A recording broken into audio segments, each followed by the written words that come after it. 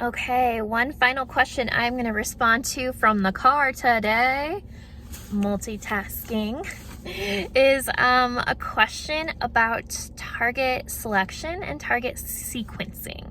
So we talked about that a little bit in the last question about the trauma history and talking to the client about what, feels the most significant or important for them to process, what they really, really want relief from, and then also selecting something that's mild or moderate so they can kind of get the vibe of EMDR processing before you try to tackle like a super high SUD, like a 9 or 10. That's just like a kind thing to do for the system and for your relationship to kind of get to know each other and see what they're like in processing and kind of have a safer place to start.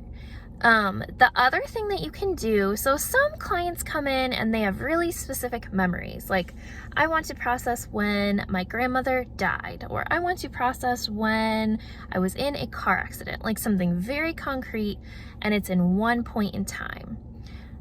Other people come in and they want to focus on, for example, why am I struggling so much in my relationships? I have a lot of fear and I'm having trouble trusting the person I love or, that I'm married to or partnered with for a long period of time. So that's not necessarily a past, they're just identifying a present trigger.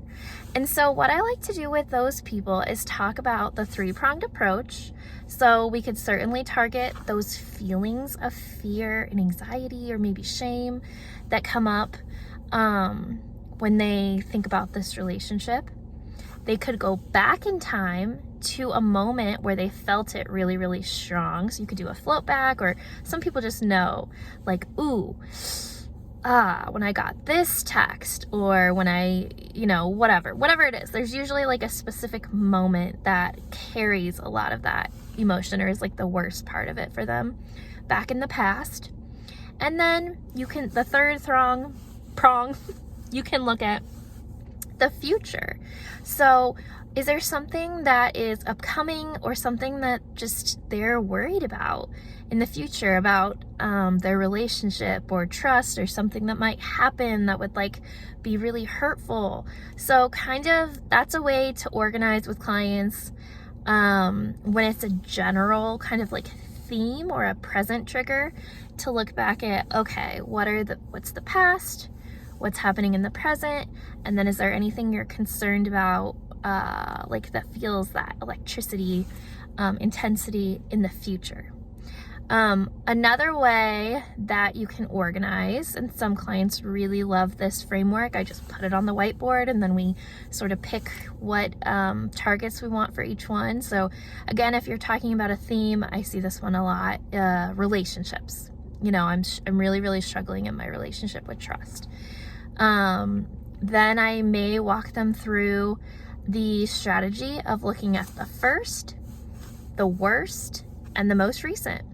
And so with this one particular client I'm thinking of, we did an EMDR intensive, and the first was an ex-boyfriend or I should say ex-partner, who was a really, really bad situation. So there was a specific target around that experience. The worst, I can't remember if it was their current partner or an ex, but you can see, even though the topic was relationships, the memories weren't even about the same people. It was more about her experience of relationships. So we had, one target with an ex, one target with her current partner that was really painful, and then a future fear. Where's the most recent? Or the most recent. So that really helped to organize. They felt a lot of structure and a lot of containment with that way of going about it. And then as we processed, we could check through. We processed this target, we processed that target. Does your processing of the theme of relationships, does it feel complete? Or is there some other memory or feeling or fear that's also arising in this topic? So I find that to be a really, really helpful way to deal with ambiguous client goals. Hope that helps.